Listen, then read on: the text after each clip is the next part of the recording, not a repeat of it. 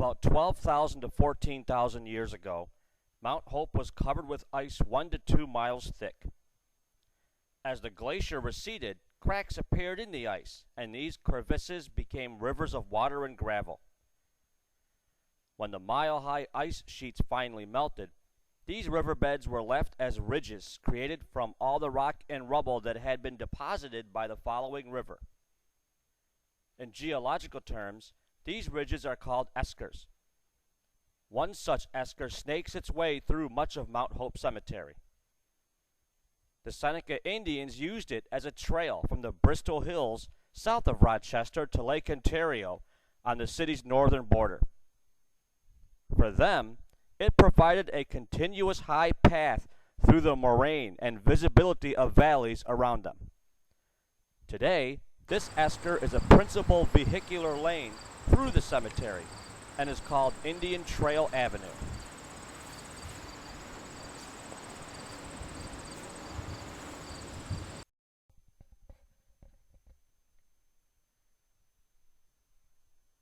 Mt. Hope Cemetery itself is located in Rochester, New York. It was founded in 1838. It is one of the United States' first municipal rural cemeteries. It's situated on 196 acres of land adjacent to the University of Rochester on Mt. Hope Avenue. The cemetery is the permanent resting place of over 350,000 people. The annual growth rate of this cemetery is 500 to 600 burials per year. Mt. Hope also contains the ruins of a now outdated catacomb system, most notably with its sealed entrance on the east-facing drumlin upon entering the cemetery from the north. Its alternative entrance, also sealed, can be found in the sunken garden of Warner Castle across Mt. Hope Avenue.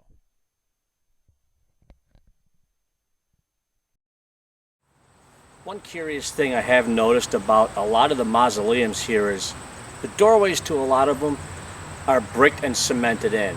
I have no real idea why this is, and it is curious. Much like the one behind me here. The one behind me has no names on it, but I've noticed some of the ones that actually have names are also cemented shut.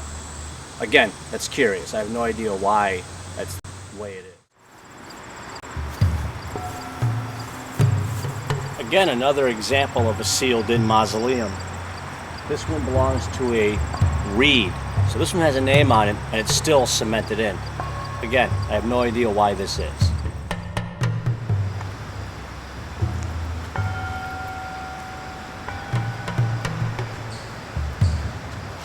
And yet again, another sealed-in mausoleum. I wonder if this is being done to these crypts to discourage grave robbing.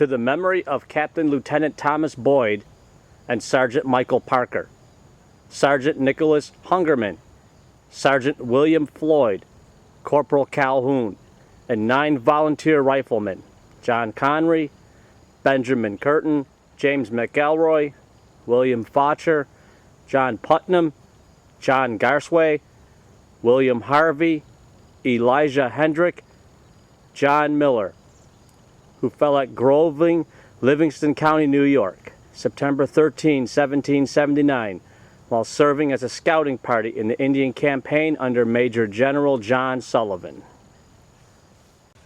Of course, Thomas Boyd and Sergeant Michael Parker are from the torture tree fame. They were tortured and killed while they were being interrogated at what was now known as Boyd Parker Park, home of the infamous torture tree. The torture tree is where they were actually bound by their intestines and interrogated and tortured until dead.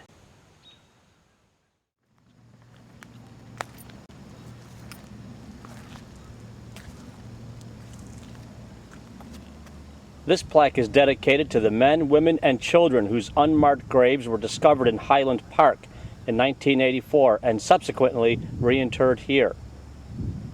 They are believed to have been 19th century residents of the Monroe County Almshouse, insane asylum, and penitentiary that occupied the Highland Park site.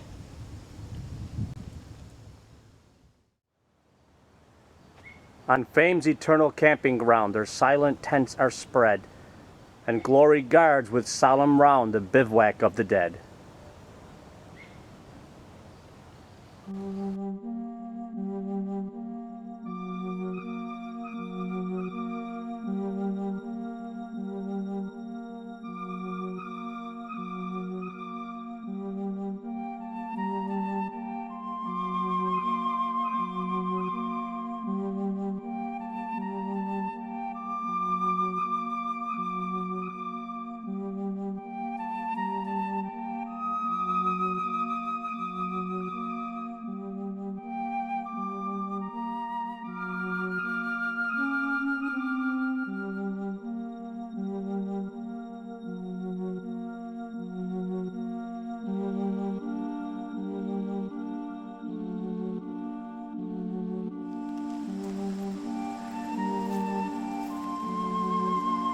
Mt.Hope Cemetery is a very unique cemetery based on its geography. There isn't very many cemeteries that have this many dips, hills, grottos, mounds, walkways, and twisting pathways. There are cul-de-sacs and there are actual craters here in Mt.Hope Cemetery. And somehow the architects who had put all the bodies to rest here found unique ways to actually make it work with the topography.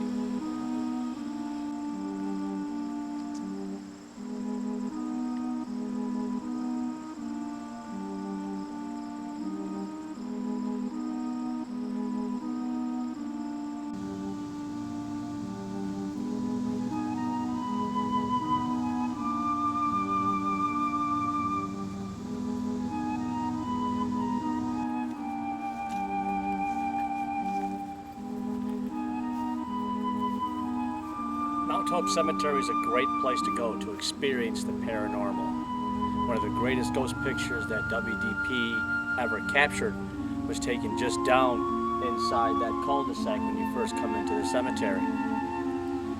The reports vary. There are shadow people, there are witch lights at night, pretty much balls of light seen moving through the park. Of course, there are various cold spots, and there are also disembodied voices that have been picked up on camera and voice recording. One of the more unsettling reports that come from Mt.Hope Cemetery is people report hooded figures moving through the cemetery at night.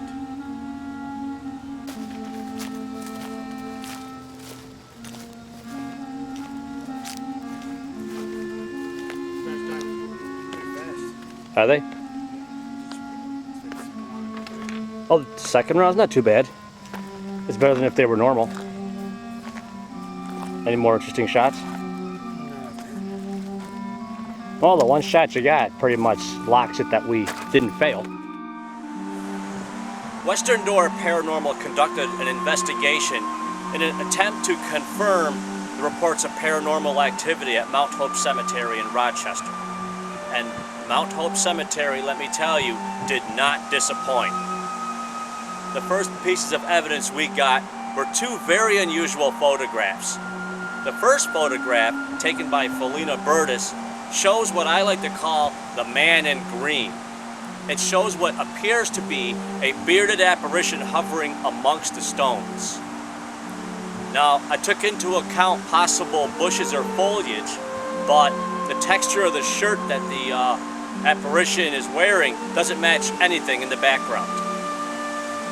The other bit of evidence was taken by Mike Carney, and it shows a blue light coming down from the sky amongst the trees. In this particular photo, I've ruled out lens flare. Now, another very interesting batch of information we got was in the form of E.V.Ps. Now, E.V.P stands for Video Voice Phenomenon. It's very similar to an E.V.P, which stands for Electronic Voice Phenomenon. Except in this case, the voices are caught on a video camera instead of a handheld recording device. Now, the voices that we caught themselves almost sounds like an entire conversation. But the fact is, they were caught on different frames in different places in the cemetery.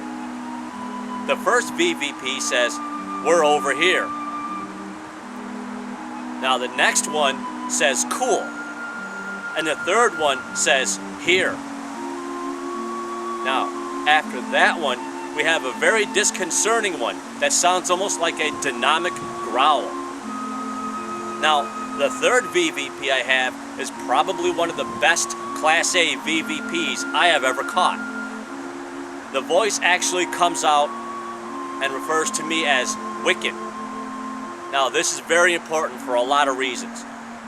There are a lot of skeptics out there that believe E.V.Ps are actually just voices pulled from radio waves, from television, cell phone, and the like, and they just happen to come through on camera. Now, this is unique in the fact that it actually targets and refers to me personally based on the jewelry, the pentagram that I'm wearing. And it automatically assumes that I'm straight Wiccan, and it actually says so. So the fact that it targets me rules out any kind of actual sound wave interference. This was a legit spirit referring to me personally. So we did get a lot of really good information to help confirm that there's definitely something going on at Mt.Hope Cemetery.